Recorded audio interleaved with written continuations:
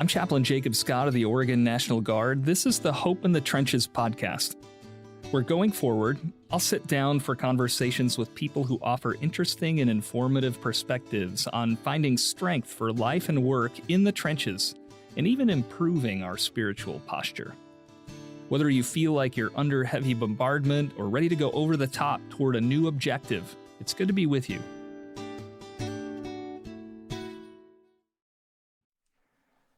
Our guest today is Mike Erwin, author of a new book, Leadership is a Relationship: How to Put People First in a Digital World. Mike graduated from West Point in 2002 with a Bachelor of Science degree in economics. He was commissioned as an intelligence officer, serving in 3 combat tours with the 1st Cavalry Division and 3rd Special Forces Group. His service includes deployment to Operation Iraqi Freedom in 04-05 that involved the battles of Fallujah and Najaf. He was there at the same time as some of our Oregon Guardsmen. Mike also deployed to Kandahar, Afghanistan in support of Operation Enduring Freedom in 06-07 and in 2009. On those tours, he worked with NATO forces to include serving as a lead intelligence planner for one of the largest NATO-led combat operations in history. Following his 3rd deployment, Mike attended the University of Michigan, where he studied positive psychology and leadership under one of the co-founders of positive psychology, Dr. Chris Peterson. Positive psychology is the genesis of the Army's resiliency programs. He then went on to serve as an assistant professor in psychology and leadership at the U.S. Military Academy, West Point, from 2011 to 2014. While in graduate school in 2010, Mike founded the nonprofit organization Team Red, White, and Blue, also known as Team RWB. Team RWB's mission is to enrich the lives of America's veterans by connecting them to their communities through physical and social activity. They have 146,000 members and 212 chapters across the country. Mike's on his 2nd tour as the executive director of that organization. Then in 2015, he co-founded the Positivity Project, a nonprofit that has taken up the mission to empower America's youth to build positive relationships by teaching positive psychology's 24 character strengths. With 425 partner schools, the organization reaches 260,000 children daily. Currently, he's the CEO of the Character and Leadership Center, where they promote the idea that effective leadership doesn't just happen on its own, but requires time, resources, and prioritization. With the Character and Leadership Center, he leads seminars and speaks on 5 foundational areas for effective leadership: positive psychology, character, relationships, interactions, and solitude. My co-host today is Mr. Steve DeLuna, a state preventionist with the Oregon National Guard's Integrated Primary Prevention Workforce. Stephen joined the Oregon Guard's Service Member and Family Support Team as the Yellow Ribbon Coordinator back in September 2019. Then in February 2021, he became the lead for the Resilience and Risk Reduction Program. His professional background is in education and teaching at many different grade levels and ages. Before the Guard, he spent 3 years as an instructor for the Department of Homeland Security. Stephen's a lifelong learner who believes in people, growth, and a positive mindset, communication, and community, and this is Stephen's 2nd time appearing on Hope in the Trenches. Our producer is Sergeant First Class Zach Holden, a public affairs specialist and first sergeant for the Oregon Guard with our Mobile Public Affairs Detachment. Well, Mike, thanks so much for joining us today on Hope in the Trenches. Hey, great to be here. So positivity has been an important theme in your life and work. I want to go back just a little bit, and can you tell us how you ended up in the military, and how did that eventually lead you to the field of positive psychology and the work that you're doing today in lots of various sectors? So like a lot of things in life, it's a winding road. It's a journey. I grew up in Syracuse, New York, central New York, and neither of my parents went to college, and they said, hey, like we really think that, our kids should aspire, to try to go to college one day. And so I was the oldest of 4, and I was able to get into West Point, and I was there for 4 years, and September 11th, 2001 took place at the start of my senior year. So things got really serious very quickly. Mm-hmm. And then I went out into the Army as an intelligence officer in the 1st Cavalry Division in 3rd Special Forces Group. And I had the chance to deploy 3 times, once to Iraq, as we talked about earlier, with a unit that was attached to us from the Oregon National Guard. And then I deployed to Afghanistan twice, 06, 07, and 09. You know, and in that window of time, I saw a lot of change in some of my soldiers who in garrison might be really struggling, and then they deploy and they're like laser focused, or vice versa. They're doing really great back home, but then you put them in a very challenging, adversity filled environment and they would struggle. And I found that to be very interesting. So when I was selected to go back and teach at West Point, the U.S. Military Academy, it's a 5-year program. They send you to graduate school for 2 years, and you go teach for 3. And you know, when I was looking at what to study, I was actually an econ major, so I wanted to go back for my MBA. But you know, I was not selected for that program. I was selected for psychology. Okay. And you know, I didn't necessarily know a whole lot about psychology at the time, but the one part of it that I did learn about was from a woman named Major Dina Brager, is this field, the discipline of positive psychology. And she taught me a lot about like, hey, there's this guy named Dr. Chris Peterson. There's Dr. Seligman. There's the work that they're doing into character, into relationships, into resilience, into post-traumatic growth. There's all this really exciting stuff that they are looking at holistically, but also and especially through the lens of the military. And I think that you would be a great fit. So yeah, I started reading up as much as I possibly could on the field of positive psychology, applied to Michigan. Chris fought for me to get in because I was a very abnormal candidate. Most candidates come right out of graduate school with a heavy psychology background. And, you know, I was an econ major with 7 years of intelligence officer experience in the Army. And so, yeah, he really advocated for me to be accepted. And from there, kind of the rest is history. I just fell in love with this approach to, you know, looking to find the good in situations, to helping people be resilient, to helping them to develop relationships, to become better people. Like that whole field of positive psychology really has become my life's work and my life's calling. Do you remember when that word resilience kind of became part of your lexicon? Because I feel like it was probably around that time, 2009, maybe even, well, probably 2007, 2009, somewhere in there, that the Army really started talking a lot about resiliency. Once we realized that the wars in Iraq and Afghanistan weren't going to be very quickly resolved, and people started making multiple deployments. First time I thought really about the word resilience was when I was at West Point as a cadet. You know, because you're so tired all the time. There's so many pressures and so many things going on that, you know, they talked to us about the importance of being resilient, but it was, you know, in a very safe environment. That kind of resilience is different than life resilience or combat, resilience, resilience in response to trauma or major life adversity. But yeah, you're exactly right. It was right around 2007 and 8 when they were developing the comprehensive soldier fitness program, when they were starting to look at, hey, what can we do? I'll never forget my battalion commander in the battles of Najaf and Fallujah, who is now General, 4-star General Jim Rainey, the commander of Futures Command out of Austin, Texas. You know, he talked about it and described it very succinctly. We do PT for our bodies. This is PT for our mind. Right. And he had an ability to take something that could be very complicated and make it very understandable and digestible. And that's what it is, right? Like, developing resilience is not just something that you either have or you don't have, like physical fitness. For sure, some people are naturally gifted at being fast runners or being strong, but you still have to work at it if you want to be fast or be strong when it counts the most. And so, yeah, it was around 07, 08 as I was starting to do some research to help get me into Michigan. And then when I was there, Dr. Peterson was working a lot on the comprehensive soldier fitness program, the global assessment tool, research with the Army into post-traumatic growth. And he was doing a lot of research that looked at resilience in the military.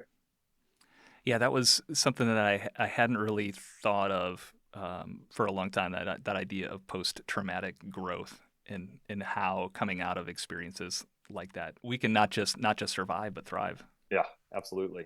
So what's the big idea of positive psychology? Because it's more than just resilience, right? Right. For sure. So when you can boil it down to the simplest way possible, it is the scientific study of what goes right in life and what is good about people. And so, yes, that entails resilience and bouncing back from adversity, but it also, you know, entails studying what is good about people. What is good about communities and about relationships and about organizations, you know, positive organizational studies. So it's really about, you know, not neglecting that there are problems, there are evils, there are, you know, terrible relationships. And there's all kinds of things about people that is frustrating and challenging. But there's also this other side. And let's not overstudy one side or the other. It's simply advocating for effort to study what goes right in life. And so that's really I could break it down as basic as possible. That's what it is. Studying, through the scientific method, what goes right in life and what's good in people and in their relationships and their organizations. And so then when you think about what's good and right about people, you spend a lot of time, and a lot of your work now outside the military has focused on character strengths and attributes. What role does this what are some of these character strengths, and what role does that play in the field of positive psychology and what you're trying to achieve? For sure. So when you go to the research, again, there's no one kind of just handed someone a book and said, this is character. Yeah. So it took a very robust effort. They read everything: religious, historical, philosophical, astronomy. I mean, you name it. Every major book in writing from as many cultures as they could possibly get their hands on. A team of like 80 researchers over a 2.5-year period.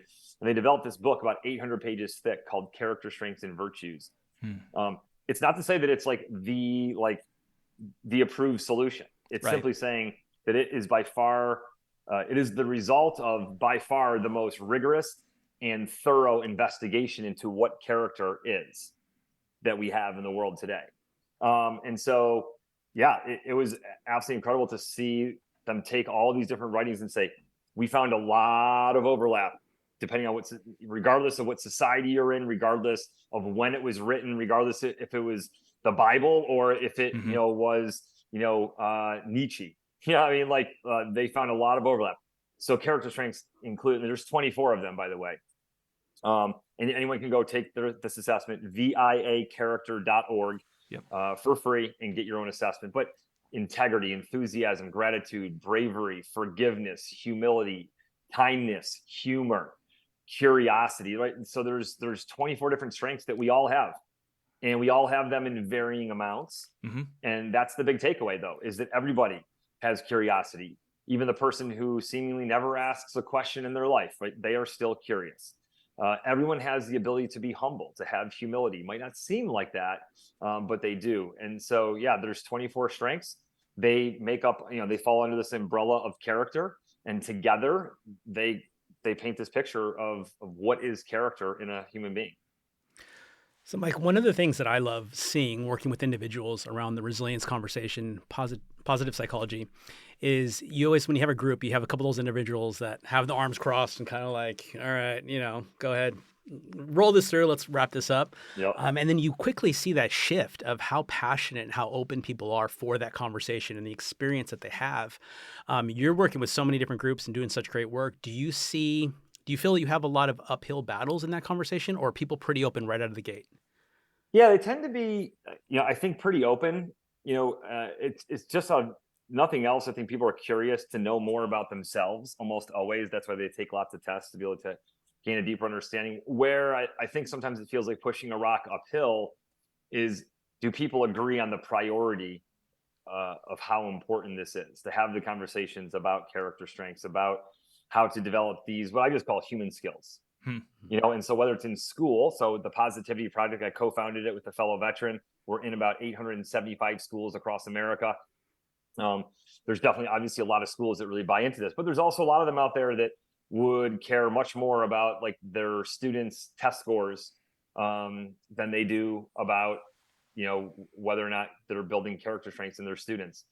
In companies, when it comes to leadership, they care more about, the bottom line, whether it be profit or, sometimes in the military, readiness. Like any organization, I understand they've got their key performance indicators, their things that determine whether they're being successful or not. So it boils down to a question of, do you believe that developing character and building better people, better students, better soldiers, better workers, that will then drive better outcomes? Or do you think that focusing on those key performance indicators and those outcomes, supersedes building good people, right? And I think that almost everyone would agree that we want both, but what most people do is they kind of prioritize the things that are going to get them, recognition and success, right, before building those human skills and those character, strengths.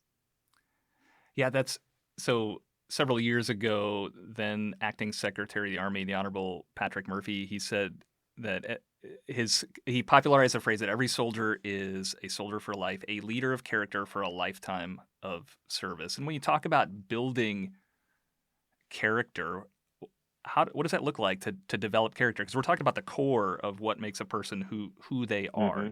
How do you develop that? Yeah, it's hard. It's definitely there's no finish line. It is a lifelong process. Some people have gotten head starts based upon perhaps having really good examples or role models or Right. parents or teachers or coaches, in their lives, when others have not. But really, it does boil down to the fact that it's a journey, and it's lifelong. And because of that, and the fact that it's hard, I understand why people tend to often put it lower down on the list of things that they care about, in the people they lead, or in people, that are in their ranks or in their organization. Until, of course, there's a character flaw, a big one, right? That then causes a huge problem, right, for the organization. Then it's like, oh boy, no, we really care about the character, the behavior of our people. So yeah, it is a little bit tricky though, getting people to really embrace the idea that building character is worth the effort, because it is hard. There is no finish line. It's often squishy. It's not like you can sit there and give somebody a test or just observe them for an hour and follow them around with a clipboard and be like, oh yeah, your character is doing great. I mean, our self-assessment, the light never goes off. Like, when we're alone lying in bed, what we're thinking about, or what we're doing when we're on our own, or how we treat people anonymously, or or online or in real life. It's everything. It touches everything. And so I think a lot of people like to measure what is easily measured, because then they have more certainty on whether or not what they're doing is working or not. And the character just isn't that. It's very complicated. It's very messy. There is no finish line. And because of that, I think that people often just assume, hey, that is like swimming way out in the ocean, at 2,000 feet. Like, I am not, that is not where I want to put my priority. I want to stay here on the shore. Yeah. There's no one size fits all when it comes to developing character. You're right. Well, and I think maybe that's one of the big ideas in the book that you recently wrote, called Leadership as a Relationship, right? And you've got to build and foster those relationships in order, because building character can't really be done at a distance, can it? No, I mean, yeah, it's very, very, very difficult. Very, very difficult too. I mean, this is one of the things, not just building character, but even building relationships. There are certain things I think that we're hardwired, in our DNA, in our bones to do. And the idea of spending time together in the same room, high-fiving, fist bumping, hugging, in real life, it lands differently than if it's over a screen, right? And this is definitely way better. Like, we're seeing each other here on a screen. That's way better than if we were just talking on a phone, which is way better than if nothing, right? So the developments of technology have certainly brought about a lot more of like decent interactions, right? But ultimately, the most powerful, the most meaningful interactions in life, almost all the time, happen when you're in the same car, the same house, the same venue, the same room as other people. And that's the hard part, but same thing with building character. I mean, like, it's often like, a knife fight. It's something done up close, done best up close. You have a hard time developing it, like just reading about it or taking an online course about it. Ultimately, developing character is as much about it being an experiential learning process as it is an intellectual process. So you can learn about it, you can hear about it, you can think about it, talk about it, but ultimately you got to do it, right? And you got to do various things and get feedback on how you did, and reflect yourself, right? My first book, Lead Yourself First. You have to reflect on what you did and how you did it, right? So that you can make progress and you can grow your character. But both of those things are increasingly less popular in the world today because of how fast the world is moving and how much noise and distractions we have in our lives. And Mike, you talked about, that in-person kind of connection, right? That fist bump. You kind of like, just all of a sudden I felt that energy of that, and, us being here virtually. In your work with youth, and I think this applies to the organization, because we kind of have conversations sometimes about the generational gaps in tech and how we're kind of adapting as humans in terms of using tech to connect. How do the youth kind of do with that? Do you see generational gaps in that conversation? For sure. Yeah, no doubt about it. So to be clear, I think that like every generation, has its own sort of addiction problems with, technology. Actually, I think that like a group that often gets overlooked is like people who are like 60s and older, people who are often retired and whatnot. I think have got a lot of time on their hands and they find themselves addicted to their iPad or to their screen or to their phone. And actually the people I think who probably struggle with the least are people who are like the busiest, like, people sort of like in like the 35 to 50 or 55 range, but Mhm. certainly generationally, as you get into millennials and definitely Gen Z, it's just hardwired into their life experience. Like they don't even think it's like an appendage, right? It's essentially like on their arm. You know what I mean? So the ability to separate yourself from your device, because it's not just your phone, it's your access to email, it's text messaging, it's your GPS, it's your bank access to your bank account, it's your social media feeds, it's the weather, it's just so many things that people often just are, especially younger folks, like they just can never even separate themselves from their Mhm. phone. And so yeah, we definitely see generational differences here in that, in terms of people being very good at interacting digitally or virtually or remotely, but then you put them in the same room or in real life with people and they struggle. And that's definitely a struggle that we see happening for people who are 30 and below right now. That I hear about from lots of different companies and organizations, is that they're actually really good working digitally or remotely, but even being really good at digital remote work has a lot of limitations, because Right. if you don't get together in person and then also thrive in person, then the people who get together in person are ultimately the ones who are going to get the most done, because real relationships require real time in person, and real relationships ultimately are what drive success in most organizations. Yeah, no, we've talked about you've touched on a couple of really important things. I heard a rabbi speak a few months ago, Rabbi Elon Babchuk, but he pointed out that while we can tend to pathologize those generational gaps, but we do share something important in common across those generational gaps, and that's that need for connection. Mm-hmm. And another book, Dr. Paul White, talked about the 5 languages of appreciation in the workplace. There's a chapter in there on expressing appreciation in a distributed environment. That was even before the pandemic. But he said that kind of really the pitfall there is, especially when we're not interacting personally, we can reduce people to their outputs and focus it Mm-hmm. more on productivity instead of building that connection. You shared some important ideas in your book about planting the seeds of connection and building connection. And even point out that social media can plant the seeds for person to person relationships and development.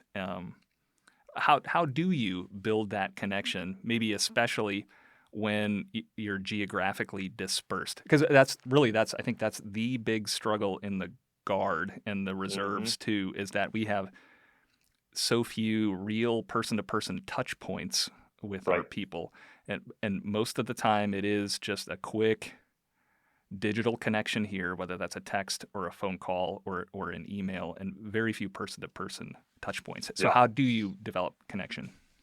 Yeah, this is a really important point, that like, so even pre, COVID and everything, like there was already a lot of people doing remote work. The Yeah, National Guard's one of them, right? yeah, For a yeah, long time, right? But there's also lots of organizations, including Team Red, White, and Blue, that were, permanently remote since we were founded. right. And so I think thinking through like how to make those in-person touch points as meaningful as possible, right? So like I think about this from like the National Guard sense of like, boy, it'd be great if you could do as little compliance training or little like transactional work as possible on drill weekends, and do as much relationship building as possible, right? Training together, exercising together, getting to know each other better, book study, like those kinds of things, to be able to get people closer to each other emotionally, so that when they go back, that they feel more connected, right? Hmm. Second part of this is no doubt how you use technology.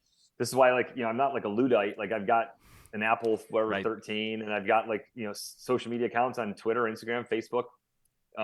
So I think that the key becomes, how do you use those tools so that those tools work for you, not you work for them?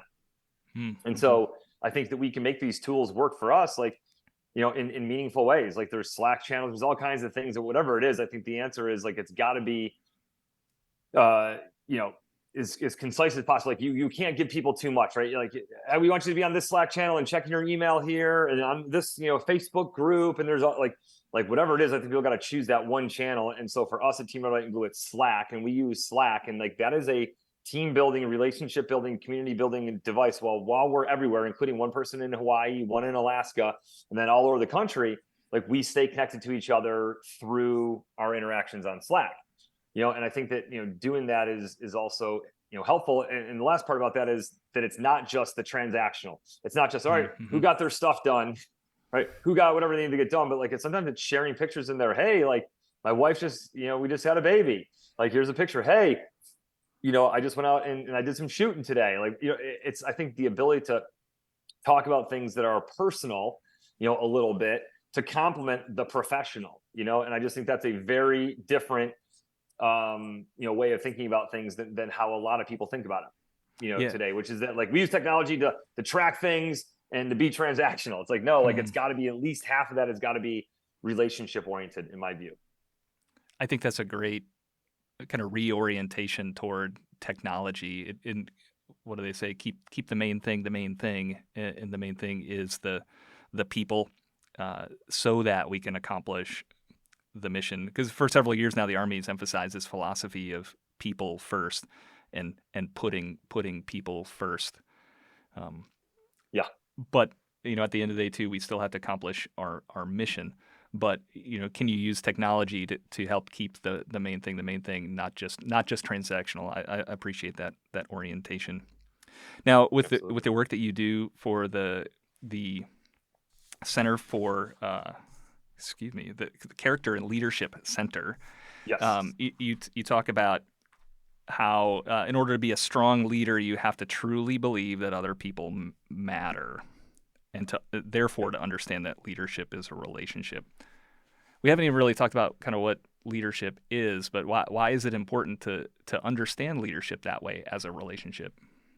Sure. So I think, great question. So for me, it starts with, what is your framework? What is your operational definition of leadership? So I had the honor of basically observing like one of the world's greatest thinkers on leadership, Jim Collins, author of Good to Great, Built to Last, etc. Great by choice. For 2 years when he was at West Point, he came in once a quarter, and I spent 2 days with him watching him teach and guide people in a deeper understanding of leadership. And what he concluded by the end of his time at West Point was that his favorite, he didn't say this is like the approved solution, but his favorite interpretation and explanation of leadership came from a West Point graduate, General/President David D. Eisenhower. All right. Leadership is the art of getting other people to do what needs to be done because they want to do it, is how he basically summed it up. Right. There's different, you can go back and see, like, did he say it exactly like that? But that's the core idea. It's an art, not a science.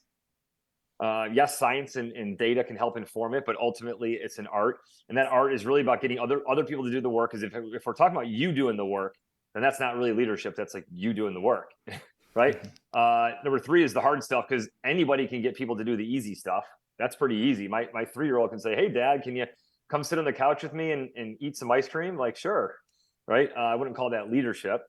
But if she's to get me to do something hard, hey, Dad, can you go get 10 sandbags from up the hill and bring them down here. Right. And lastly, because they want to do it. I think the traditional typical model, especially in the military or in hierarchical organizations, right, is that people do things because they're afraid of getting yelled at or getting in trouble or being fired. And ultimately that's power, right? When people do things for those reasons, they're doing so out of not fear, but like they're doing so out of like compliance and power.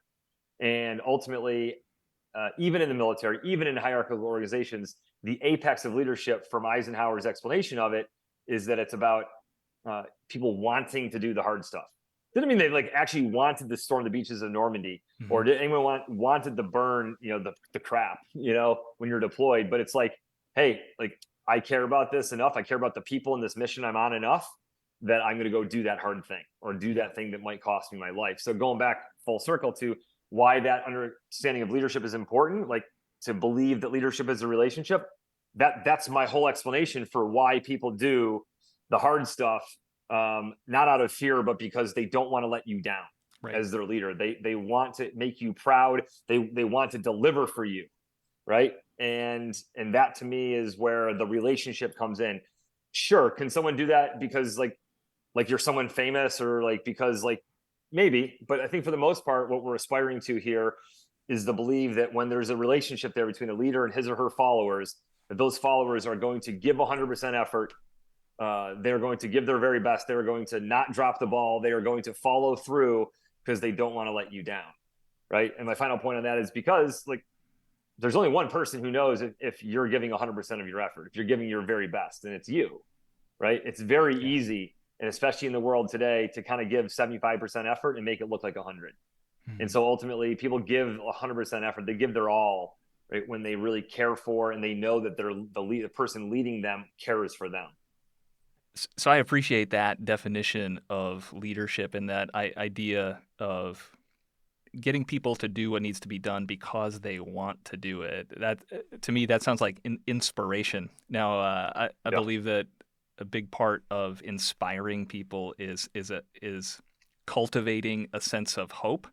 That's one of the 24 character strengths that you can measure on the VIA too, and of course in positive psychology and thinking about hope from that perspective, there's three components to that. There's having a goal and setting a pathway, or helping people to understand that there's a way to get there, and then helping them see that they can get there, or maybe the energy to use those routes, what they call agency thinking. Now we do this in the military all the time, right? When you talk about a mission and a vision statement, you're painting a picture of what the future looks like.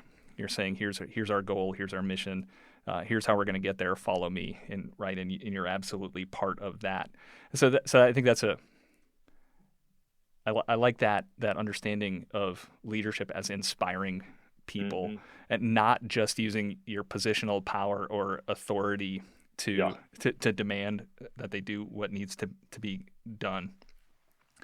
So then what are some more practical tips on how a leader can actually inspire the people around them? Yeah, so inspirational leadership is so interesting because it doesn't have to be how I think a lot of people think of it. I go back to Tim Tebow and like the chest beating, fire breathing mentality of like, that is definitely one form of inspirational leadership. But I think it comes in many different forms. And really, a lot of it stems from authenticity to who you are. If someone's a very quiet, super humble, thoughtful person, right, them getting out there and pumping their fists and jumping up and down is going to go, people are going to be like, what are you doing? Right? That's not you. But if that same person who's quiet and humble brings people in and puts their arms around them and like leans in and speaks with intensity. So I think a lot of it does have to do with how we communicate, right? There's got to be a degree of confidence, a degree of like bringing people together in terms of the group. But it doesn't need to be like this extroverted, like in your face, sort of. And that's me. I'm a big extrovert. I enjoy like the bigger the stage, the better, the more opportunity I have to talk, like the more I like it. But I think there's lots of people out there who are really inspirational leaders just through their quiet resolve, through their character, and by leaning in to have those conversations. So that to me is like key to understanding what is inspirational leadership look like, is that it's going to be different based upon the individual. But I think some of those core principles are how you communicate. Do you infuse belief and confidence into people? Right. Do you give them like a path, even if the situation that they're facing is dire? Do you help give them and orient them towards a solution and then motivate them to pursue that path? But to me, a lot of it does go to the communication. And then, of course, do you walk the talk? Right. Right. Yeah. Because you can't be a leader, sit there and pump people up and give them this like talk and do this and do that. and then like you go do the opposite. Like, oh, well, I'm going to go take a nap now. Right. So like there is a leadership by example component here Mm-hmm. that I think is essential to, inspirational leadership. And that is that people need to say, hey, oh, wow, you're out there PTing hard yourself. Oh, you're out there jumping with us out of the airplane. You're out there doing that hard thing sometimes, not all the time. Right. But some of the times, so that people know that you're willing to do what you're asking them to go do. Yeah, I think you touched on something I struggled with as a young leader in combat arms before I was a chaplain, was that almost a lot of leadership was almost done by intimidation and Yeah. positional authority, and so trying to model that, when that's not me Yeah. at all. Totally. So I kind of had to learn how to do that. Now, but is leadership? Do you have to be in a formal position of leadership to lead that way? Yeah, no, absolutely not. Right. So that's the big thing here about the definition that can feel destabilizing to people who are in formal leadership positions. Right. I call it capital L versus little L. Capital L, that's like the rank, the tenure, the direct reports, the budget, all the things that sort of give you power. Right. But inherently, you are in charge of people by very virtue of that power. But ultimately, the more powerful, the more inspiring element of leadership really comes through lowercase L. And the goal here, of course, is if your capital L, is to also have a big focus on lowercase L, and that lowercase L is influence. It's regardless of how old you are. Like you can be the newest person in that platoon or in that organization, but if you're out there training harder than people, working out harder, shooting longer, putting in the work, if you're like really going deep and putting in and sacrificing and committing, like that's gonna buy you influence. And you see this often, like in the NFL, like when like a rookie or a second year quarterback is named the captain of the team. Now, again, it's different in the NFL and in sports than it is in the military or in business, but it's just the idea that, if your actions warrant it, and like people often will say, it doesn't matter how long you've been around here, like you are the captain of the team, or you are one of the captains, of this organization. You are this, this leader of the team, or of the company or the platoon. So no, it absolutely does not have to be a position you have. And that's really empowering, honestly. That's empowering, and that's intimidating or scary perhaps for people who are in the formal leadership position, who have worked for 15 or 20 or 30 years to get into that position, to be like, wait a minute, like now, like some new person who's like 19 years old or 22 years old can come in and have almost as much influence as me. Yeah, they can. Yeah. Right. If they use social media well, if they communicate well, if they work really hard, if they're really committed, you've got the capacity to lead at a very young age. And so this concept that I call is the democratization of leadership. Yeah, it is much more accessible to people today than ever before. Yeah, my immediate kind of taking in that information, I mean, it's a great point. The capital L versus the lowercase L makes me think about, and you talked about the fear of how, looking at those influencers that are younger, maybe coming in, and you're kind of like have that almost defensive, like, is this going to minimize who I am? But really, again, kind of what a lot of your work is about is when you're looking at the organization or an entire team, really for those capital L's is how do you leverage that and use that for growth for everybody, including yourself, right? And I think that's where a lot of magic and power can come within an organization. Love it, 100%. Yeah, no, I appreciate that. And it reinforces that idea that everyone's a leader and everyone can be a leader no matter where they fall in the organizational chart. I kind of want to shift the conversation a little bit just to be respectful of the time that we have remaining. As you were sharing that about leadership just a moment ago, I distinctly remember a conversation that several of us had when I was a young lieutenant. We got a boss, a supervisor, a field grade officer who was single, and we weren't sure how we felt about that, because then we knew, I mean, the guy, he was a great leader and very skilled, incredibly committed. But our first thought was, oh no, he doesn't have anything to go home to, so we're going to be here until he goes home, right? So leaders can model healthy resiliency. Now, we've talked about it, or you've touched on it a little bit too. Physical fitness and other things are there are lots of things that are obviously an important part about serving in the military and part of resiliency. Can you talk about some of the things maybe that you do to stay sharp, or practices that are a part of your life to help you stay mentally, emotionally, or spiritually fit and resilient, and how that helps you as a leader? Yeah, absolutely. And, to the point, I'm just kind of chuckling too, because like, you remember sometimes, especially when you get like an Iron Major who would come in and like, yeah, if they didn't have a good relationship with people, the family back home, or they were not married, it often, could mean like that, hey, like they're going to pour themselves all into their work. And I actually talked about this with a lot of my friends here, who are still in the military, talking about how that perception has really shifted of like, no, like we really want, leaders who are more, who have that balance. Yeah. Right. Yeah. And whether you're single or you're married, divorced, doesn't matter. But like the idea of understanding that going all in and being fully obsessed by, this one role in the military, like it can be very problematic, because it can over define you, which can be a real problem in transition and reintegration into civilian life, but also even in the short term, you can make people's lives more challenging outside of work, and then that bleeds over and affects the quality of their work. So yeah, for me, from a resilience standpoint, certainly on the physical, Team Red, White, and Blue, this is what we do. We're a health and wellness community for veterans and for Guard, Reserve, active duty. Like the power of a good workout is almost hard to describe for me when I'm feeling bad. And now it's hard. I get it, especially if you're prone to being depressed or down. But like if you can muster up the ability to put on your shoes and get that first row, or that first lift, or that first 100 meters of the run going, something clicks and something changes. And when I'm done with it, the world just makes a lot more sense when I'm done with my workout than before I started it. And so, the military understands this deeply. I don't think we should underestimate how important it is to keep driving it home. But the power of physical activity is, yes, the benefits for physical health, but more importantly, it's for the mental and the emotional. A big part of this as well is, I think, having a mindset of developing and growth, that like there's no finish line. Like I'm constantly paranoid that I'm not understanding the world around me, and so we have the ability to listen to books today, like via Audible, for like $10 a month or something like that. You can get a couple of books a month. These books can take you out of your world and bring you to a place that helps you to walk through somebody else's journey, to help you better understand yours, to take your mind off of your own journey for a little bit. And I think that's really powerful.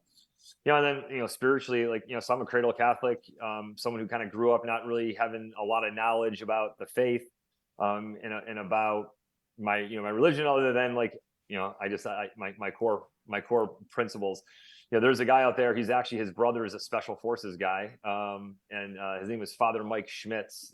He has done a Bible in a year, and then the Catholic Catechism in a year, podcasts, which are fantastic resources to operationalize and simplify things that are so deep and so complex. He does an absolutely incredible job doing that. I actually had dinner with him a few weeks ago up in Duluth, Minnesota. The guy is absolutely incredible, but he is like essentially the spiritual director, the spiritual guide for hundreds of thousands, maybe millions of people around the world. And so if people don't know about him specifically, whether you're Catholic or not, he does such a great job at explaining not just the Bible, but then also in a separate podcast, the Catholic Catechism, to understand why do Catholics believe this and that. And I think both of these are just tremendous resources that have helped me develop, like, from being like a lukewarm, Catholic Christian into somebody who is much more on fire and convicted in what I believe now at age 43 than I did certainly 5, 10, 15 years ago. So I've had several soldiers and leaders say, "Hey, Chaplain, you got to listen to that Bible in a Year podcast." Well, so funny story.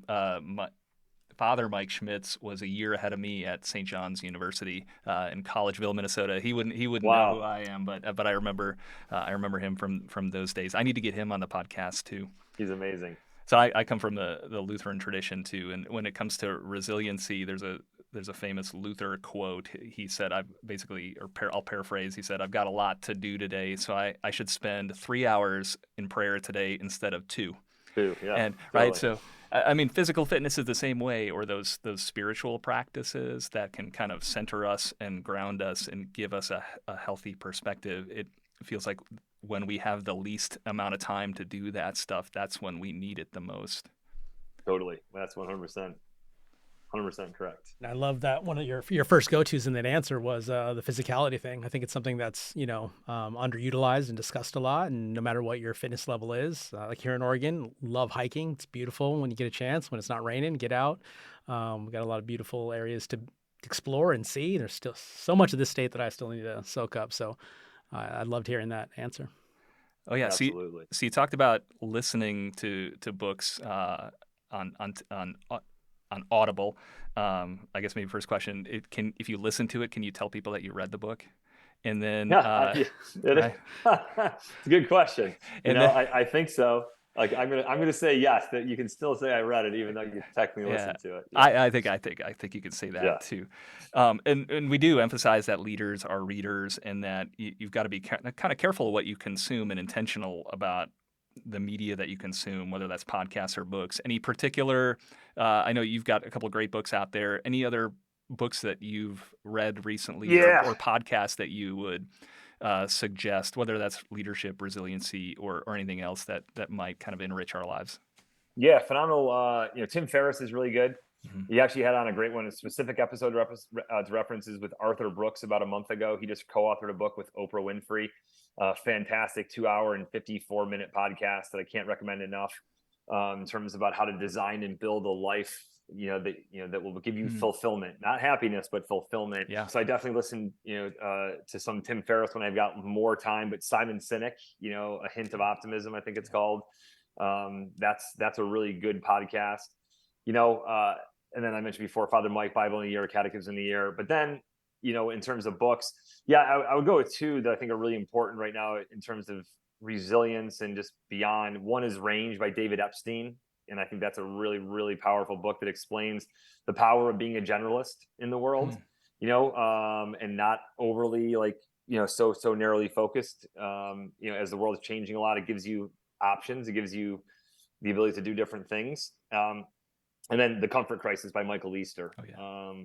Absolutely powerful book. Talks a lot about physicality and the role of physical fitness and physical activity in the world, but ultimately how comfort creep has kind of crept in around us for the past 20, 30 years, especially, and how it's, in many ways hurt us, not just physically, but also mentally as well. And that's just an absolutely fantastic read that I read about 6 months ago. And then last one for the history people out there, for people who are really interested, you might have heard this book before, called The Fourth Turning. It kind of analyzes the patterns of history.